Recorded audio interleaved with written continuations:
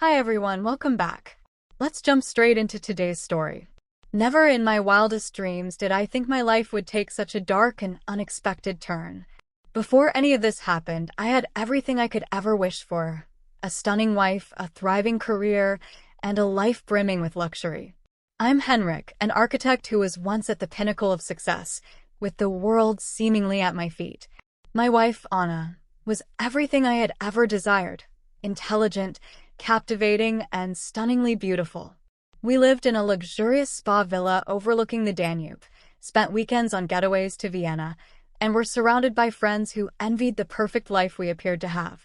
But as I've come to learn, life has a cruel way of tearing apart everything you cherish when you least expect it. It all began with what seemed like a trivial incident. My Audi A8, Anna had borrowed it one evening for a quick errand but returned with a dent in the rear bumper. She explained that it was caused by a careless driver who fled the scene. However, as she spoke, her eyes avoided mine, and her voice lacked its usual sincerity. Despite my unease, I dismissed it as a minor inconvenience, nothing worth overthinking. Little did I know, this seemingly insignificant event was the first crack in the foundation of our so-called perfect life.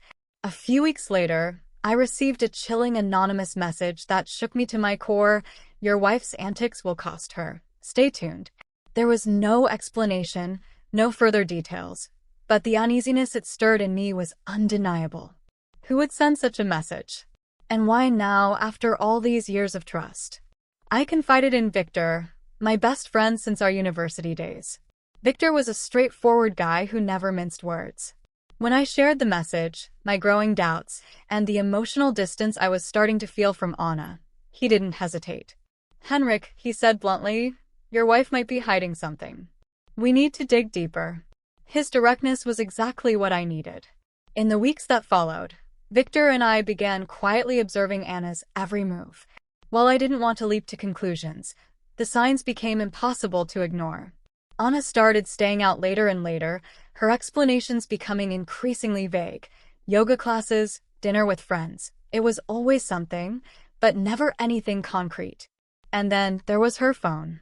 It constantly buzzed with messages she refused to share, fueling my growing suspicion that something was terribly wrong. Eventually, Victor made a breakthrough. He spotted Anna's car parked outside a house on the city's outskirts. It wasn't a gym or a friend's place. It was the home of George Nagy, a small-time criminal notorious for blackmail and shady dealings. Suddenly, everything clicked.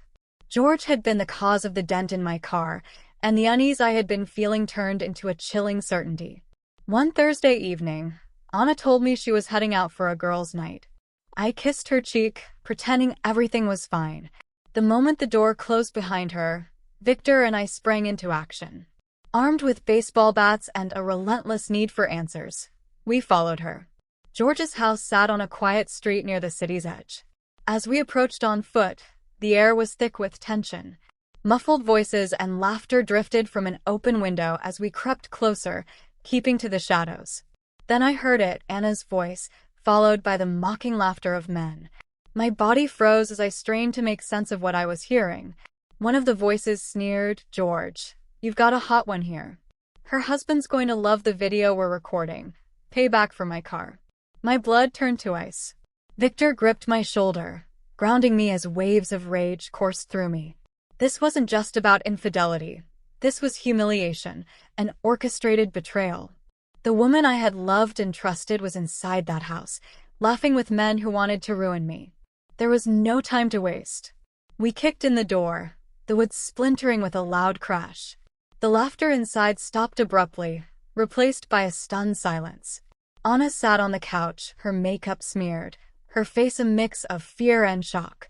George and his friends stood frozen, their cocky expressions wiped away by terror. What the hell is this? George demanded, trying to regain control. This, I said in a low, steady voice, is the end of your pathetic little game. Victor smashed a nearby table with his bat, the sound echoing through the room like a warning. George stumbled backward, his hands raised in mock surrender. Calm down, man. We were just joking, he stammered. Joking? I snarled, pointing my bat at him.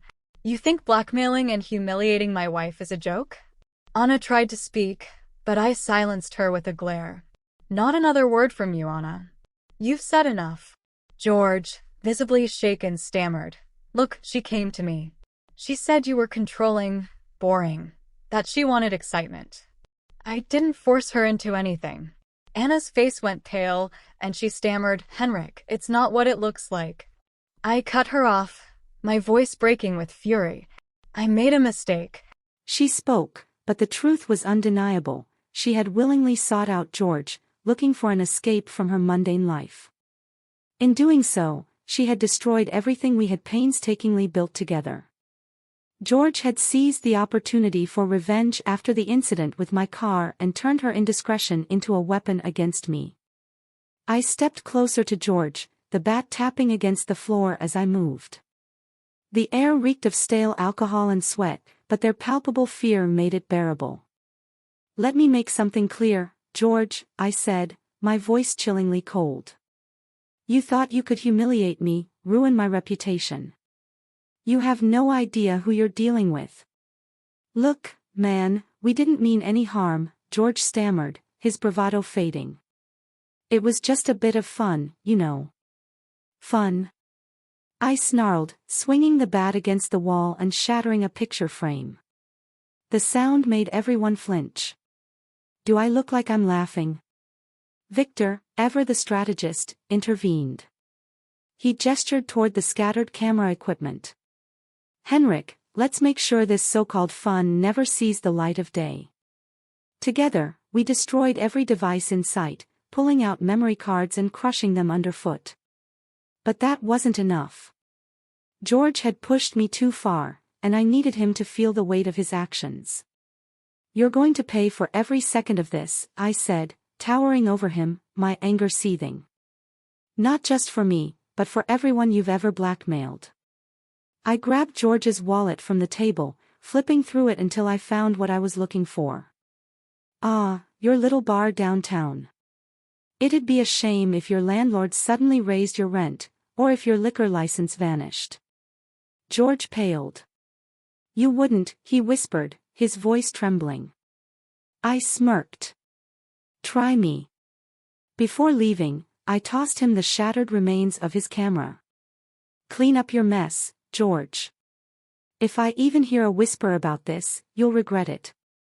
Turning to Anna, I delivered the final blow. You made your choice. Pack your things and get out. If you're still here by morning, you'll regret staying. The days that followed blurred together. Anna tried reaching out, leaving tearful voicemails and sending lengthy texts full of apologies. She begged for forgiveness, for a second chance, but I deleted them all. My mind was made up, the betrayal was too deep. Within a week, I filed for divorce. My lawyer, Petra, was sharp and efficient, ensuring everything was secured, the villa, the cars, the investments. Anna walked away with nothing but her clothes and the shattered remnants of her pride. Through it all, Victor was my anchor. You dodged a bullet, Henrik, he said one evening over drinks. Better to find out now than later. Despite his reassurances, the nights were the hardest. The villa, once alive with Anna's laughter, now felt eerily silent. Memories of what we'd shared, our quiet moments, the laughter, the life we had built, haunted me. It was all gone, leaving an emptiness that echoed in every corner of the house.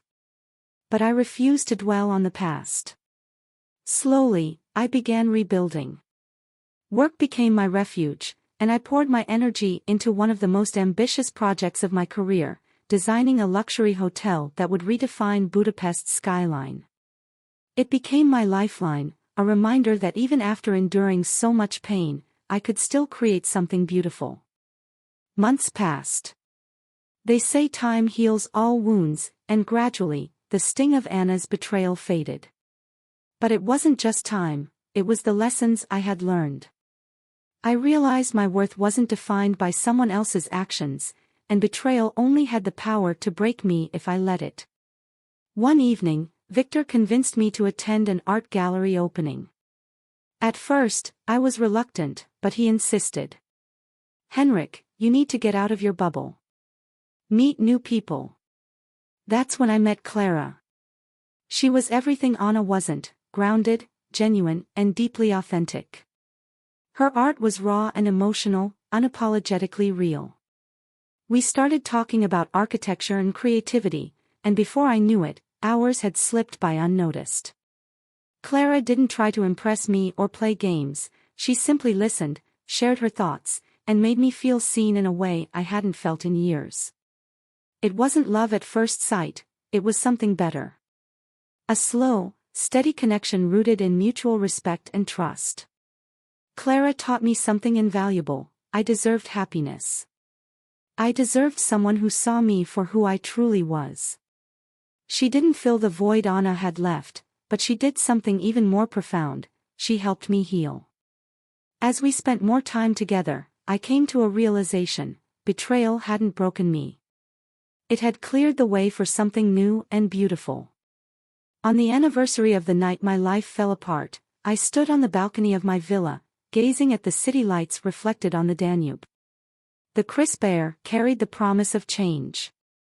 At my feet, Max, the stray dog I had adopted during my darkest days, wagged his tail lazily.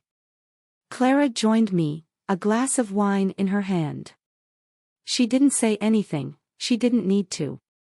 Her presence was enough, a quiet reminder of how far I'd come. I thought about George and his cronies.